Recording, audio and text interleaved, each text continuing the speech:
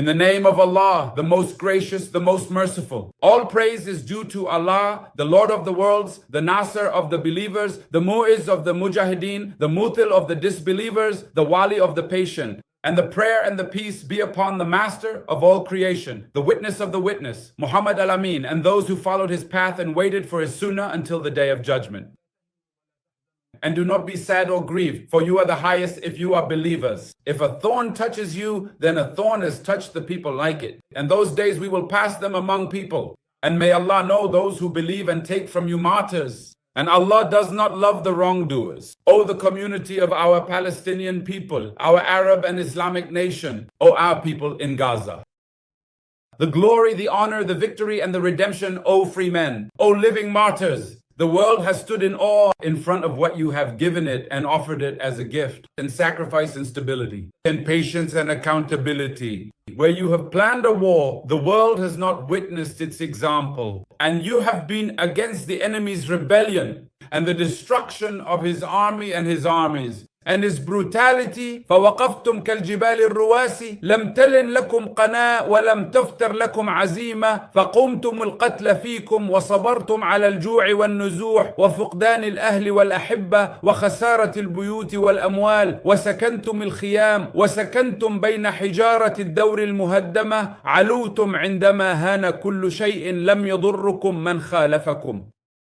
No, really, actually, one has taken from you absolutely nothing except for that which has directly impacted you, originating from the well-known and globally recognized terrorist organization al-Qaeda, and specifically from prominent figures such as Saleh al-Aruri, a senior leader within Hamas, and the revered martyr leader Yahya al-Sinwar, who was a key figure in the Palestinian resistance movement and a former head of Hamas in the Gaza Strip. And the martyr leader Abu Khalid al-Da'if and his companions from the resistance leaders who Allah has chosen for them, and they have fulfilled what Allah has promised them. We are standing before the heroes of the resistance men, and the heroes who fought from the 0 point.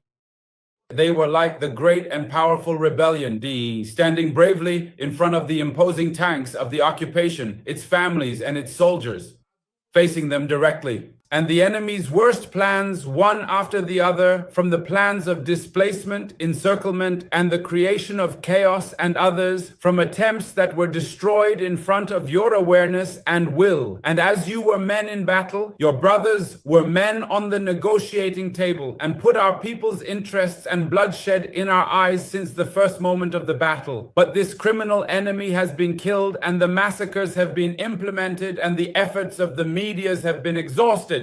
And when we started to stop the fire on January 17th, quickly those who turned to the agreement to confirm his permanent policy of breaking agreements and contradicting promises and breaking promises, they immediately demonstrated their consistent pattern of violating commitments and disregarding their word. Despite all that, we reached an indirect negotiation that took long periods of delay, retreat, and failure in every attempt. But we did not stop at every step that could stop aggression and end the war of slavery. And finally, we have dealt with a high responsibility in the face of the US President's plan, and we have presented a response that fulfills the interests of our people, the rights of our people, and the rights of his blood, and includes our vision of stopping the war. Our esteemed congressman attended the Arab Republic of Egypt fully armed with a profound sense of responsibility and an unwavering spirit of positivity. This is because we, along with the dedicated forces of resistance, have been diligently working on to achieve a comprehensive and equitable agreement that we can proudly present to our beloved and dear people, the true heroes of our nation. Today, we declare the connection of the agreement to end the war and the aggression against our people, and to start implementing a permanent stop to fire, the withdrawal of the occupation forces, the entry of aid, and the opening of the Rafah Square in both directions, and the significant exchange of prisoners, where 250 brave Palestinian heroes will be released from those who have ruled them forever. In addition to this, 1,700 more prisoners from the children of the Gaza Strip who were tragically arrested after the 7th of October will also be released. Furthermore, we have secured the release of all children and women. We have diligently delivered crucial guarantees from the Middle East and the US administration, and we all firmly confirm that the war is definitively over.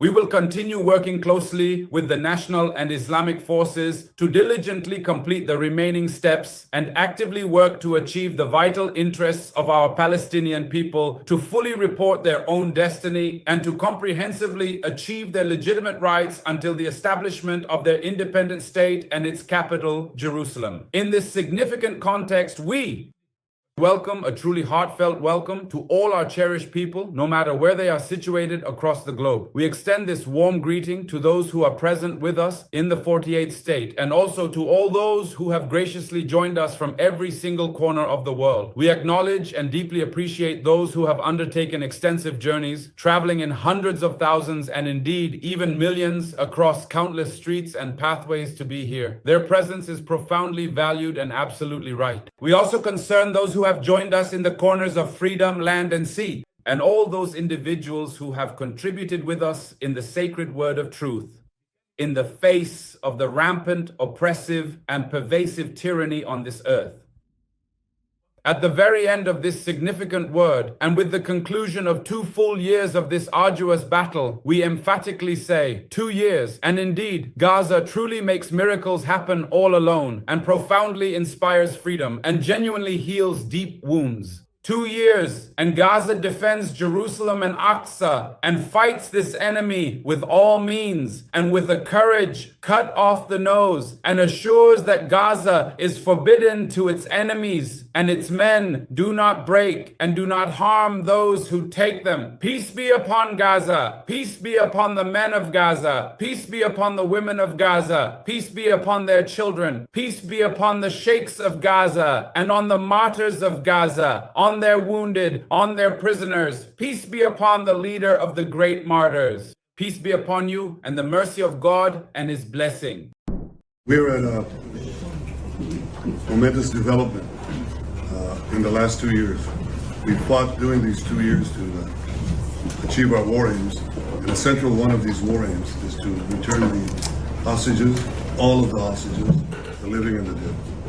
And we're about to achieve that goal.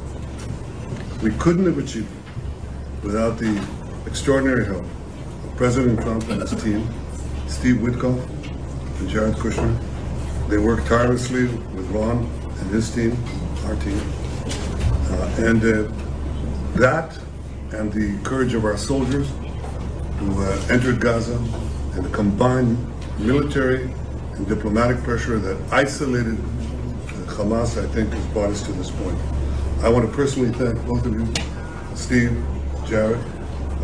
It's been long hours.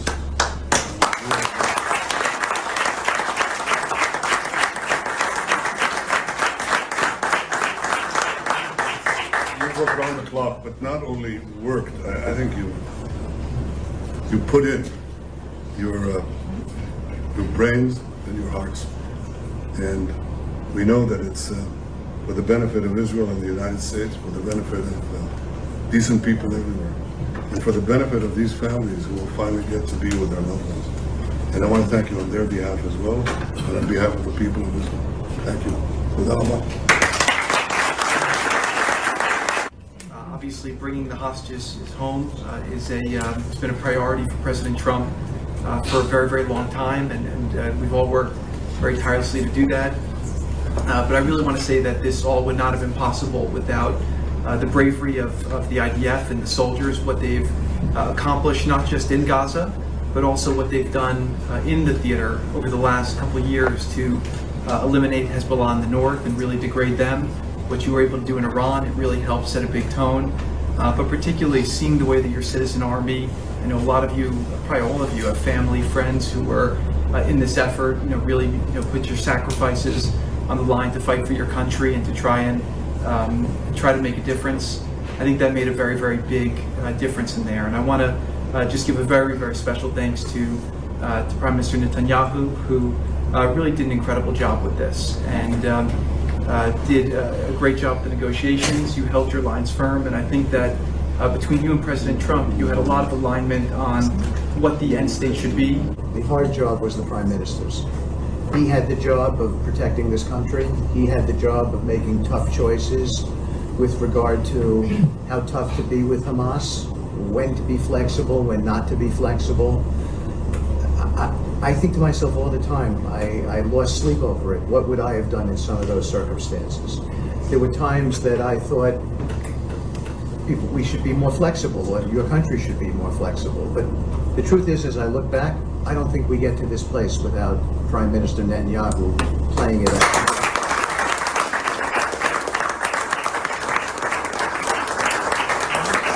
And I'm not just saying that. They're not just words. The president believes that. My president believes it. He believes that Prime Minister Netanyahu made some very, very difficult calls, and lesser people would not have made those calls. And here we are today because Hamas had to, they had to do this deal. The pressure was on them, they were backed up, and you've got the bigger army, you were making inroads.